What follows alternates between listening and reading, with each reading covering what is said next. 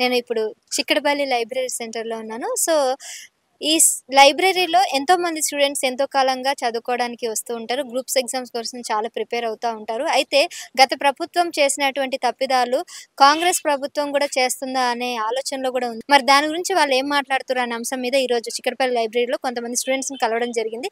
వారి మాటల్లోనే తెలుసుకుందాం పదండి. సో, చెప్పండి మీరు గ్రూప్స్ ఎగ్జామ్స్‌కి ప్రిపేర్ అవుతా ఉన్నారు గాబట్టి, సో, ఈ ప్రభుత్వం మీద చాలా ఆశలు పెట్టుకున్నారు. నోటిఫికేషన్ 2,00,000 వరకు ఇస్తామని జెప్పేసి ఈ ప్రభుత్వం అయితే హామీ ఇచ్చింది ఎన్నికల ముందు. సో, మీకు ఏమనిపిస్తుంది? ఇస్తుందనిపిస్తుందా? అంటే మేడం మేము గత 9 సంవత్సరాలు కేసీఆర్ పాలన మేము ఉన్నాం మేడం ప్రభుత్వంలో. ఉన్నప్పుడు కనీసం కేసీఆర్ ప్రభుత్వంలో కనీసం ఉద్యోగాల అంశం ఎత్తి కూడా ఉద్యోగాలు అనేవే లేవు.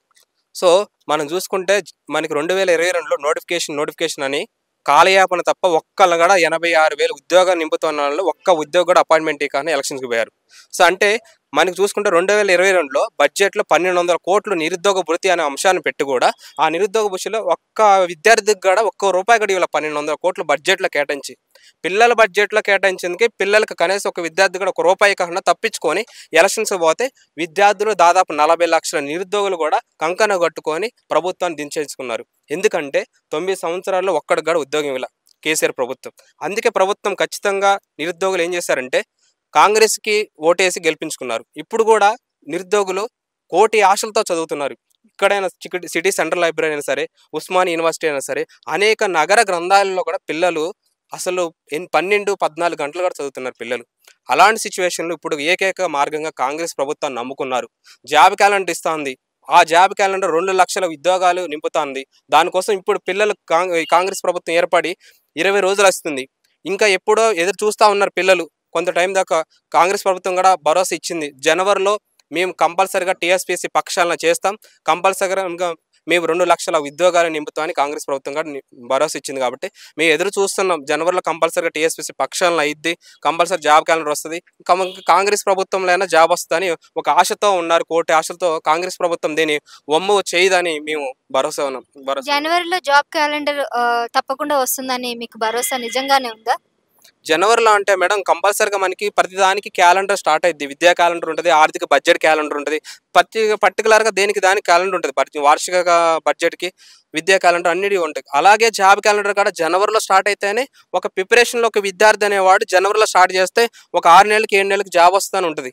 అందుకే కంపల్సరిగా జనవరిలో రేవంత్ రెడ్డి సీఎం గారు ఏమన్నారంటే కంపల్సరిగా జాబ్ క్యాలెండర్ ఇస్తాం. టీఎస్పీసీ పక్షంలో జనార్దన్ రెడ్డి గవర్నరు ఆమోదిస్తే కంపల్సరిగా మేము టీఎస్పీసీ 11 సభ్యులు ప్లస్ ఒక చైర్మన్ కూడా మేము నియమించడానికి మేము సిద్ధంగా ఉన్నామని మొన్న సీఎం గారు కూడా చెప్పడం జరిగింది మనకి. సో ఆ టీఎస్పీసీ పక్షంలో కాంగలోనే జాబ్ క్యాలెండర్ ఒక అంశాన్ని నిరుద్యోగుల పక్షంలో విడుదల చేస్తే మేము భావిస్తున్నాం నిరుద్యోగుల తరఫున. ఓకే, రైట్ అండి. సో బ్రదర్ మీరు చెప్పండి, మీరు ఏ ఎగ్జామ్స్‌కి ప్రిపేర్ అవుతున్నారు? నేను గ్రూప్ 1, గ్రూప్ 2కు ప్రిపేర్ అవుతున్నాను. 2015 నుంచి ప్రిపేర్ అవ్వడం జరుగుతుంది. నోటిఫికేషన్ల కోసం ఎదురు చూసి ప్రజెంట్ ఈ పరిస్థితి వచ్చింది.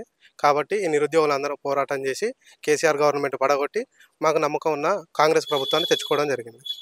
సో మరి మీకు ఈ కాంగ్రెస్ ప్రభుత్వం నమ్మకం మీద తెచ్చుకున్నారన్నారు గదా! మరి వీళ్ళు మీకు ఎటువంటి డిమాండ్స్‌ని నెరవేరుస్తారని అనిపిస్తుంది? ప్రజెంట్ వాళ్ళు ఎన్నికల ముందే వాళ్ళ ఎన్నికల మేనిఫెస్టోలో ఒక జాబ్ క్యాలెండర్ అనేది పెట్టడం జరిగింది. ఆ జాబ్ క్యాలెండర్ కూడా మా లైబ్రరీలో ఉన్న సురేష్ అనే అతను మీ అందరం కలిసి చెప్పిన దాని ప్రకారం వాళ్ళు మాకు హామీ ఇచ్చి క్యాలెండర్ కూడా పెట్టడం జరిగింది. ఫిబ్రవరి 1 నుండి గ్రూప్ 1, అదేవిధంగా ఏప్రిల్‌లో గ్రూప్ 2, జూలైలో మిగతా గ్రూప్ 3 కానీ, గ్రూప్ 4 కానీ, జేఎల్, డీఎల్ అలాంటి జాబ్ క్యాలెండర్ హామీ ఇవ్వడం జరిగింది. కాబట్టి ఖచ్చితంగా మాకైతే నమ్మకం అనిపిస్తుంది. వాళ్ళు కూడా మాట నిలబెట్టుకుంటారన్న నమ్మకం మాకుంది. ఓకే. మీకు ఇప్పుడు ఈ జాబ్ క్యాలెండర్‌లో ఎన్ని లక్షల నోటిఫికేషన్స్ అనేవి రావాలని మీరు ఎక్స్‌పెక్ట్ చేస్తున్నారు? వాళ్ళైతే 2 లక్షలు మేము ఇస్తామని చెప్పి ఎన్నికల హామీ ఇవ్వడం జరిగింది. అది నెరవేర్చుకుంటే సరిపోతుంది మాకు. అదేవిధంగా ఇంకా ఫర్దర్ మాకు జాబ్ క్యాలెండర్ అనేది ముఖ్యం. ఎందుకంటే మేము 2015 నుంచి ఇప్పటివరకు కనీసం ఎగ్జామ్ కూడా రాయలేదు. ఇక్కడ తెలంగాణలో ఉన్న ఏ నిరుద్యోగి కనీసం ఎగ్జామ్ కూడా రాయలేదు. అంటే అవకాశం కూడా లేదు. కాబట్టి వీళ్ళు మాకు ఉద్యోగాల కంటే ఉద్యోగ క్యాలెండర్ అనేది ముఖ్యం మాకు. ఎందుకంటే మేము ఎన్ని రోజులు చదవాలి, ఎన్ని రోజులు ఉండాలి, బడ్జెట్ ఎంత పెట్టుకోవాలి, ఎంత సమయం కేటాయించుకోవాలనేది మాకు ఒక ఐడియా ఉంటుంది. దాని ప్రకారం మేము ముందుకెళ్ళడానికి ఉంటుంది. 8, 9 సంవత్సరాలు కేవలం ఎగ్జామ్ రాయడం కోసం కూడా మేము ఇంత టైం పెట్టినా రాయలేకపోయినాం అంటే ఇలాంటి గవర్నమెంట్ మీద మాకు కోపం వచ్చింది. కాబట్టి వీళ్ళు మాకు క్యాలెండర్ అనేది ఇంపార్టెంట్. ఉద్యోగాలు ఎన్నొస్తాయి అన్న దానికంటే మాకు అవకాశాలు ఇంపార్టెంట్. దాన్ని బట్టి చూసుకొని బడ్జెట్ కానీ మా కుటుంబ సమస్యలు కానీ చేసుకోవడానికి మాకు బాగుంటుంది. అదే మేము కోరుకుంటున్నాం గవర్నమెంట్ నుంచి కూడా. ఈ గవర్నమెంట్ మీద మాకు నమ్మకం ఉంది. వాళ్ళు జనవరిలో ప్రక్షాళన అంటున్నారు. ఒకటి గవర్నర్ దగ్గర కొంచెం పెండింగ్ ఉంది కాబట్టి, అది చట్టపరంగా ఉంటది కాబట్టి మేము ఎదురు చూస్తున్నాం. ఇప్పుడు టీఎస్పీఎస్సీ ప్రక్షాళన అన్నప్పుడు ఆయన జనార్దన్ రెడ్డి ఎలాగో రాజీనామా అయితే చేశారు. మీకు అనుకూలంగా ఏ విధంగా ఉంటే బావుంటుందని మీరు ఎక్స్‌పెక్ట్ చేస్తున్నారు?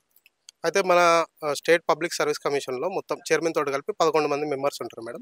ఒక 5, 6 ఆల్రెడీ రిటైర్మెంట్ అయినారు. ఇంకొక 5 ఉన్నారు. ఒక 3 రాజీనామా చేశారు. ఒక 2 మాత్రం ఉన్నారు వాళ్ళు. వాళ్ళ కారణాల వల్ల వాళ్ళు ఉన్నారు కాబట్టి, ఒక మంచి నిజాయితీ అయిన ఆఫీసర్‌ని ఒకరిని, ఒక ఐఏఎస్ ఆఫీసర్, నిజాయితీ గల ఐఏఎస్ ఆఫీసర్‌ని చైర్మన్‌గా పెట్టి, అదే పరిపాలనలో కనీసం ఒక 15, 20 సంవత్సరాల పైన అనుభవం ఉన్న వాళ్ళను బోర్డ్ మెంబర్‌లుగా పెడితే మాకు చాలా బాగుంటుంది. మా నిరుద్యోగ సమస్యలు తెలిసిన వాళ్ళని పెడితే ఇంకా బాగుంటుందనేది మా అభిప్రాయం. ఇలాంటి ఇది రాజకీయంగా నిరుద్యోగులు ఉన్న వాళ్ళని తీసుకొచ్చి పెట్టడం చాలా ఇబ్బందిగా ఉంది మాకది. దాని పర్యవసానం ఈ పేపర్ లీక్ లాంటివి జరిగినాయి. నిజాయితీ గల ఆఫీసర్‌లను పెట్టాలని మేము కోరుకుంటున్నాం. మాక్సిమం ఐఏఎస్, ఐపీఎస్ ఆఫీసర్‌లను పెడితే మాకు బాగుంటుంది. పరిపాలన అనుభవంలో కొంతమంది ప్రొఫెసర్‌లను కూడా పెట్టినా బాగుంటుంది. రైట్ అండి. సో, తను చెప్పింది నిజమే. సో, ఈ నిరుద్యోగులకు సంబంధించిన వాళ్ళు, వాళ్ళ బాధల గురించి తెలిసిన వాళ్ళని ఆ ప్రక్షాళన చేసిన తర్వాత ఐఏఎస్ ఆఫీసర్‌లను వీళ్ళని పెడితే వాళ్ళకు కొద్దిగా బెనిఫిట్ ఉంటుందని చెప్పేసి వాళ్ళు ఎక్స్‌పెక్ట్ చేస్తున్నారు. సో, బ్రదర్ చెప్పండి. సో, మీకు ఎలాంటి డిమాండ్స్ ఉన్నాయి ఇప్పుడు ఈ ప్రభుత్వం నుంచి? ఇప్పుడు ప్రెజెంట్ మాకేంటిదంటే జనరల్లీ క్యాలెండర్ అంటా ఉన్నారు. ఆ క్యాలెండర్ ఎలా అంటే మాకు సరైన డేటు, ప్రణాళిక బద్ధంగా ఉంటే మా ప్రిపరేషన్ కూడా అలాగనే కొనసాగుతది. సరే అందులో ప్రిపేర్ అయిన వాళ్ళు ఏమైతా ఉంటారంటే వచ్చిన వాళ్ళు వస్తూ ఉంటారు జాబ్‌లలో. మిగతా వాళ్ళు వేరే ఫర్దర్‌గా చూసుకుంటా ఉంటారు. కానీ ఈ క్యాలెండర్ లేకపోవడం వల్ల ఏంటిదంటే ఒక నిరుద్యోగి యొక్క యవ్వనం దశ మొత్తం ఇక్కడే కంప్లీట్ అవుతా ఉంది. ఫర్దర్‌గా ముందుకు వెళ్ళాలంటే చాలా సమస్యలతో కూడిన జీవితం అవుతా ఉంది. అందుకని ఈ గవర్నమెంట్‌ని మేము ఎందుకు గెలిపించామంటే మాకు ఇయర్ క్యాలెండర్ వస్తే దూరదృష్టితో మాకిచ్చి ప్రణాళికబద్ధంగా ఒక డేట్ ఇచ్చి దాన్ని మాకు ఏ టైంకి జరుగుతుంది, ఎలా జరుగుతుంది ప్రణాళికబద్ధంగా అనేది ఆలోచనతో ఉన్నాం మేమిప్పుడు. అందుకనే మాకు గౌరవనీయులు సీఎం గారు ఏమి చెప్పారంటే జనవరిలో మాకు తప్పకుండా క్యాలెండర్ ఇస్తామన్నారు. ఆ క్యాలెండర్ మీద మేము భరోసాతో ఉన్నాము. అది జరుగుతుందని చెప్పేసి నమ్ముతా ఉన్నాము. మళ్ళీ టీఎస్పీఎస్సీ బోర్డు మెంబర్ చేంజ్ అవుతా ఉన్నారు కాబట్టి మాకు వచ్చే వాళ్ళు నిజాయితీ పరులై ఉండి విద్య పైన బాగా అవగాహన కలిగిన వ్యక్తులై ఉంటే మాకు మంచి జరుగుతుందని చెప్పేసి అనుకుంటా ఉన్నాము. దానిపైన ఆశగా ఉన్నాము. సో, చెప్పండి మీరు దేనికి ప్రిపేర్ అవుతున్నారండి? నేను గ్రూప్ 2 ప్రిపేర్ అవుతున్నా మేడం. నా పేరు బొల్ల సుధీర్ కుమార్. ఓకే. మాది తిరుమలగిరి గ్రామం, నాగార్జున సాగర్ నియోజకవర్గం మేడం, ఓకే. సో, నల్గొండ జిల్లా. ఓకే. ఎంత కాలం నుంచి మీరు గ్రూప్ 2కి ప్రిపేర్ అవుతున్నారు? నేను 1 ఇయర్ దాటింది మేడం. ఓకే. సో, మీకు ఏమనిపిస్తుంది? అంటే ఇప్పుడు ఇన్నేళ్లుగా అంటే గత ప్రభుత్వం మీ మీద నిర్లక్ష్యం చూపించిందని అన్నారు గదా! మరి ఈసారైనా మీకు హోప్స్ ఉన్నాయంటారా? అంటే ఇప్పుడు బీఆర్ఎస్ ప్రభుత్వం అనేక రకాలుగా విద్యార్థులని మానసిక వేదనకు గురి చేయడం వలన విద్యార్థులందరూ తిరగబడి కాంగ్రెస్ ప్రభుత్వాన్ని గెలిపించడం జరిగింది. కపన్ ఇప్పుడు ప్రస్తుతం ఉన్న ప్రభుత్వము ఖచ్చితంగా జాబ్ నోటిఫికేషన్లను సక్రమంగా తీసుకొని అన్ని నోటిఫికేషన్లను ప్లానింగ్ ప్రకారం బడ్జెట్లా పెట్టి ఎంత ఖర్చు అవుతుంది, నిధులు ఎంత ఖర్చు అవుతాయి, నిరుద్యోగుల సంఖ్య ఎంత ఉంది అంతా చూసుకొని వెరిఫికేషన్ అన్నారు. మళ్ళా రీవెరిఫికేషన్లో కూడా కొత్త వాళ్ళు కూడా అవకాశం ఇచ్చి అందరినీ మళ్ళా ఎగ్జామ్స్లో వచ్చే విధంగా చూసుకొని అందరూ అటెండ్ అయ్యేటట్టు చూసుకొని ప్రభుత్వం ప్లానింగ్ చేసుకోవాలి. సక్రమమైన క్రమబద్ధతో వీళ్ళు గవర్నమెంట్ని క్యాబినెట్ మీటింగ్ పెట్టి నిరుద్యోగుల కోసం ఖచ్చితంగా క్యాబినెట్ మీటింగ్లో సక్రమమైన ప్రణాళికలతోటి ఈ బడ్జెట్లో మొత్తము రూపొందించుకొని ప్లానింగ్ ప్రకారం బడ్జెట్ చేస్తేనే అవుతుంది. జాబ్ క్యాలెండర్ ద్వారా అనేక రకమైన పోస్టులు ఉన్నాయి. అన్ని గవర్నమెంట్ ఆఫీసులలో ఖాళీలు ఉన్నాయి. ఒక్క మనిషి మీద ఒక 7-8 మంది చేసే బడ్డను ప్రభుత్వం వేస్తుంది వాళ్ళ మీద. అదంతా వెళ్ళిపోవాలంటే ఇప్పటికీ 15 సంవత్సరాల నుంచి గత ప్రభుత్వాల వైఫల్యంతో తెలంగాణ రాష్ట్రంలో, ఆంధ్రప్రదేశ్ రాష్ట్రంలో విపరీతమైన నిరుద్యోగంతో రాష్ట్ర ఆర్థిక పరిస్థితి మొత్తం దివాలా తీసింది. కేంద్ర ఆర్థిక పరిస్థితి కూడా పురోగతి లేకుండా నిరుద్యోగులతోటి మొత్తం ఆటలాడుకొని మొత్తము నిరుద్యోగుల క్రమసంఖ్యని చాలా విపరీతమైన వైఫల్యంతో దేశ ప్రగతిని, రాష్ట్రాల ప్రగతిని మొత్తము ఇబ్బందులు పాలు చేసింది. ఇప్పుడు మన తెలంగాణ రాష్ట్రంలో యువత ఎక్కువగా మొత్తం నిరుద్యోగంతో సతమతమవుతుంది. ఆర్థిక పురోగతి లేకుండా మొత్తము రాష్ట్ర ప్రగతిని, దేశ ప్రగతిని మొత్తము అన్యాయం అయ్యేటట్టు ఉన్నది అసలు మొత్తము. ఇప్పటికైనా మీరు మేలుకొని రాజకీయ నాయకులారా, ఇప్పుడు సమాజంలో మేల్పోవాల్సింది యువత. స్వామి వివేకానంద ఏం చెప్పిండు? దేశానికి యువతతోటే ఉన్నది మొత్తం. భారతదేశము ప్రపంచంలో నెంబర్ 1 కావాలంటే యువకులతోటే సాధ్యం. నరేంద్ర మోడీ పోరాడుతుండు, కానీ అవినీతి జరుగుతుంది. అవినీతి కాకుండా ప్రతి డిపార్ట్మెంట్లో యువకులు కావాలి. యువకులు లేకుండా ఈ ముసలోళ్ళు వచ్చి అన్ని డిపార్ట్మెంట్ల చేరి యువకులను నైరాశ్యం చేసి ఆగం చేస్తున్నారు సమాజంలో. ఈ ముసలాళ్ళ అందరిని తీసేసి అన్ని డిపార్ట్మెంట్లల్లో అన్ని శాఖలల్లో యువతను పెట్టుకోండి. యువతతోటే ఉంది మొత్తం సమాజం. ఈ దేశం బాగా అభివృద్ధి చెందాలన్నా, ప్రపంచంలో ఇండియా నెంబర్ 1 కావాలన్నా యువతనే రావాలి. దేశం ఖచ్చితంగా దేశం ఆర్థికంగా అభివృద్ధి చెందాలన్నా, మన తెలంగాణ అభివృద్ధి చెందాలన్నా, ఆంధ్రప్రదేశ్ అభివృద్ధి చెందాలన్నా, రాజకీయ నాయకులారా ఇప్పుడైనా కానీ ఈ యువతని మీరు ఖచ్చితంగా యువత మీదనే ఉంది మొత్తం. యువతని మీరు పెడదోవన పెట్టి వాళ్ళని ఉద్యోగాలు ఇవ్వకుండా, నియామకాలు ఇవ్వకుండా బిచ్చమెత్తుకోవాలి.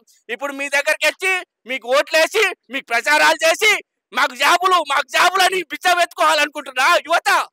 బిచ్చమెత్తుకునేటట్టు చేస్తున్నారు. మాకు పింఛన్ కావాలనుకుంటారు. పింఛన్ కావాలని పోతారా? మీ దగ్గర రికమెండేషన్లకు పోతారా? మా జాబులు మాకు ఇవ్వడానికి మీకు ఏమైంది అసలు? ఒక్కొక్కరి ఏజ్ పెరుగుతుంది, ఇంట్లో ఆర్థిక పరిస్థితి ఇబ్బంది అవుతుంది.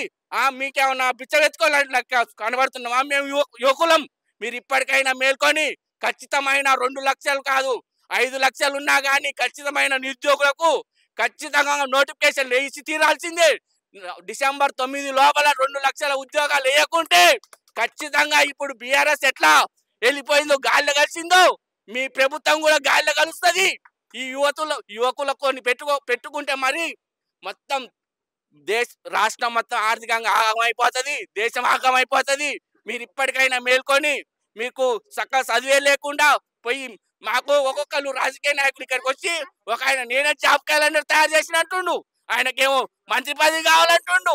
ఈ దేశాలతోట ఇప్పటికైనా మీరందరూ ఖచ్చితంగా యువకులకు ఖచ్చితంగా ఉద్యోగాలు లేకుంటే మీరు ఆగమైపోతారు. ఇదివరకు చేసినట్లు చేస్తే కుదరదు. ఇప్పుడు మీరు చేసిన దానికి ఎమ్మటే దేవుడు శిక్ష వేస్తాడు. ఖచ్చితంగా శిక్షలు పడతాయి మీకు.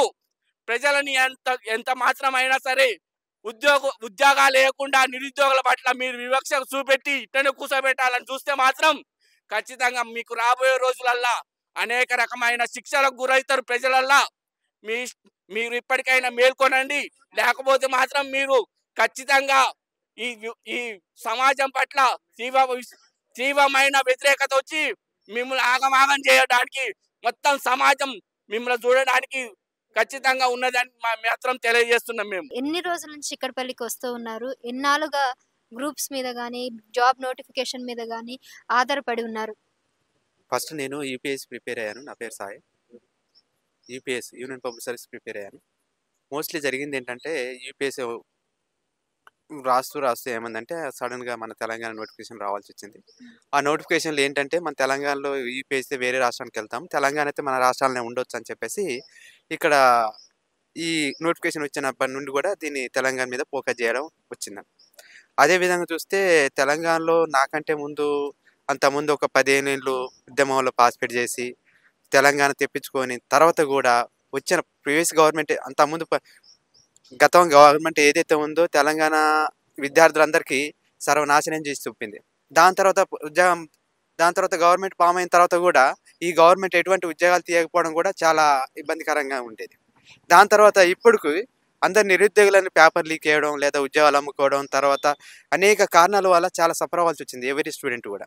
సో అలాంటిది కూడా పల్లెటూరు నుండి ఎక్కడెక్కడ నుండి వచ్చి ఇక్కడ చదువుకుంటున్నాం అంటే మా దగ్గర డబ్బులు, అలాంటివి కూడా కోచింగ్ తీసుకున్నాను అలాంటివి కూడా డబ్బులు, ప్లస్ ఆ విధంగా కూడా ప్రైవేట్ లైబ్రరీకి వెళ్ళి చదువుతున్నా కూడా ఆ విధంగా డబ్బులు, అందరం కూడా 5 రూపీస్ మిల్స్తో బతకవలసి వస్తుంది.